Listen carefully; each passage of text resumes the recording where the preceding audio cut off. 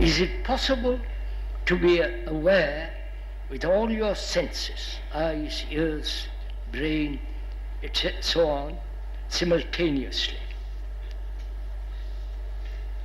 Is it possible to be aware with all your senses,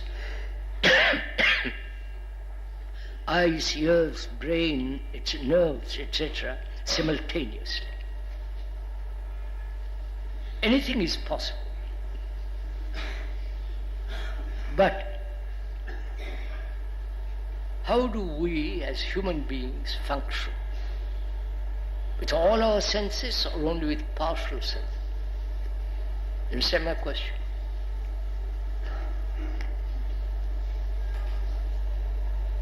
Senses are very important, aren't they?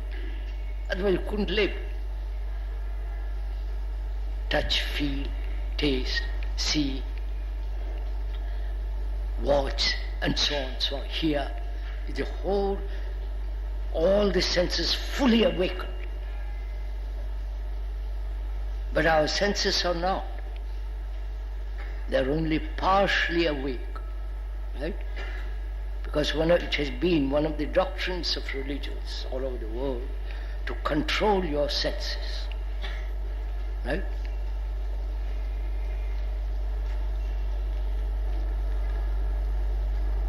To control your senses so as to have energy for God,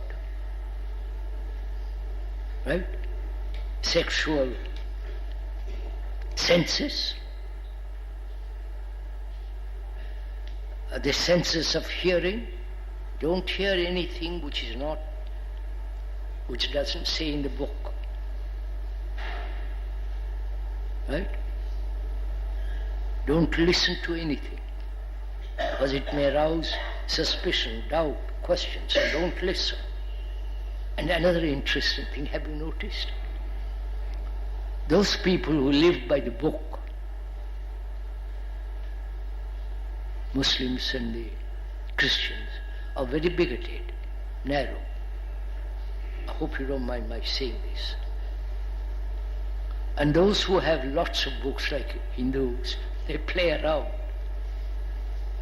They are not so bigoted, they are tolerant, they absorb.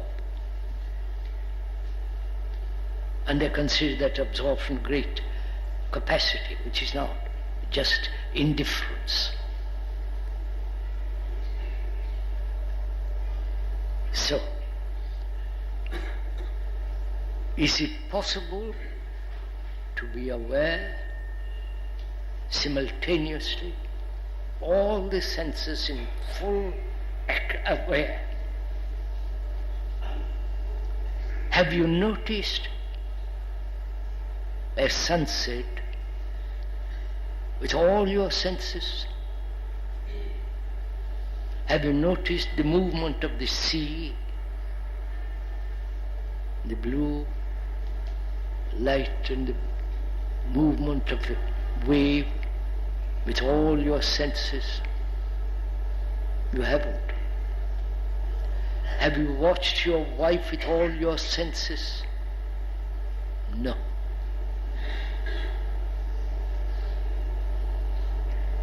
Now when you watch with all your senses, what takes place?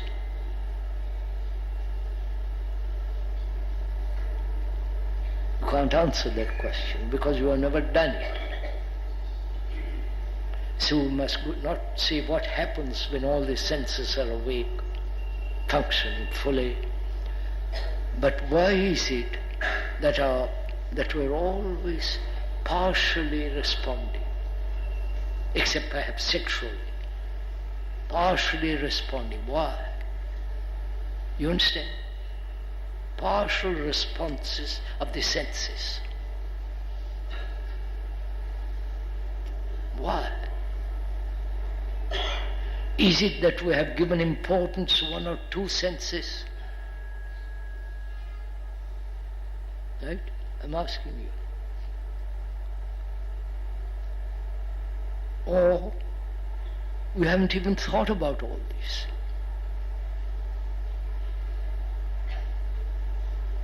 So if you begin to be aware of our senses, not choosing one sense better than the other sense, but aware without choice the whole movement of senses, not one part of it, but to watch our reaction to every sense, the taste, the hearing, the seeing, the smelling, the feeling, all that. We live by that.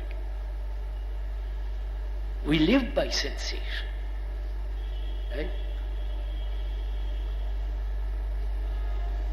And thought takes over the sensations. Haven't you noticed it? I don't want to go into all this, but doesn't matter. Let's go into it.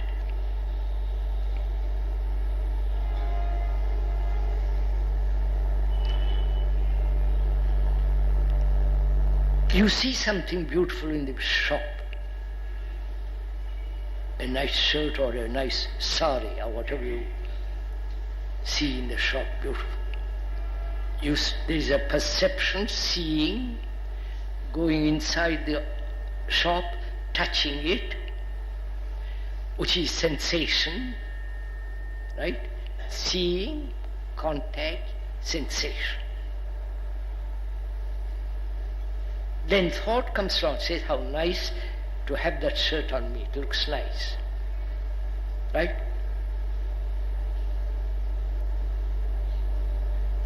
So thought creates the image of you in that shirt or in that sari, right? Then desire is born. I wonder if you are following the whole sequence of this. We are always fighting desire. The religions, all over the world say suppress desire. They don't fight it, suppress it, get rid of it. You can't. But desire for God is the same as desire for a shirt. Sorry. Because both are based on desire. So, seeing, contact, sensation. And not to allow thought. Careful, you can't allow it. See the truth. The moment thought comes and builds an image, then the desire is born, which is a fact. It's a simple, observable, daily fact. Now, sensations are normal, healthy. Otherwise you would be dead. And to watch very carefully thought not building an image. You understand? And not letting thought create an image out of the sensation. I wonder if you understand this. You understand? I see that shirt in the shop. Then I go inside and touch the material. It's a beautiful material, handmade. And then thought comes along and says, how nice it would be if I had it. I'll put it on. Nice blue, right? And when thought creates the image, then desire is born. Sensation has no desire. Of course, how sensation? I wonder if you see this really important.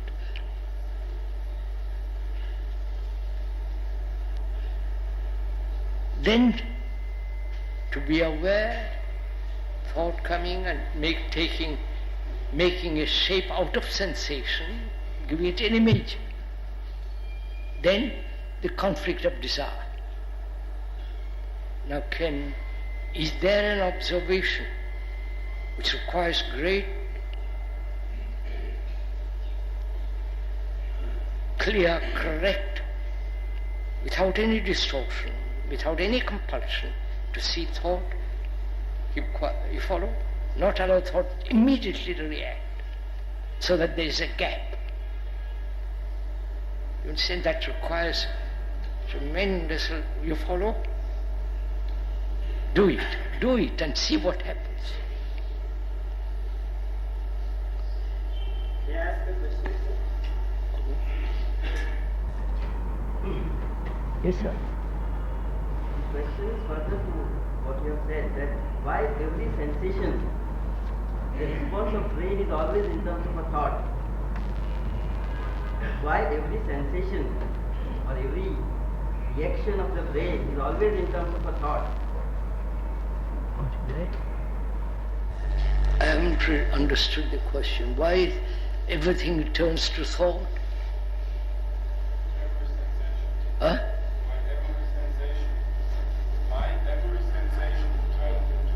I know, that's what we are saying, every sensation. Why does thought, why is thought interfering with every sensation, right?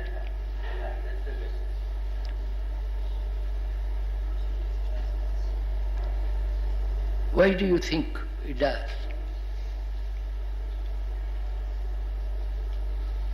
You answer that question. Don't ask me, I'll tell you later. Don't ask me any question, find out.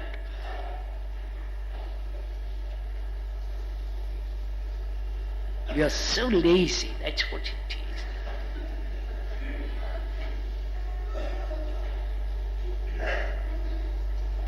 We live by thought, right? That's the only instrument you have now.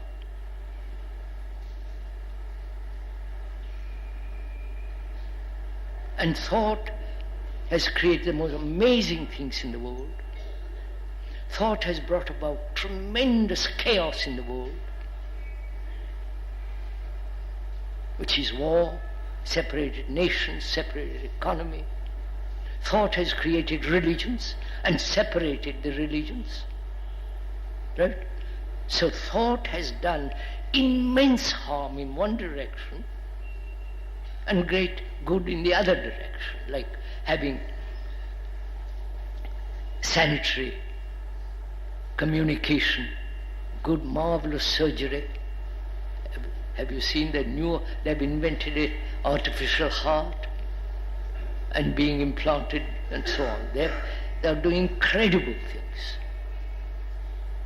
So thought is the way of our life. And that thought is very limited, therefore it's creating chaos in the world.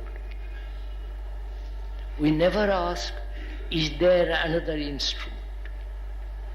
Is there another perception which is not thought?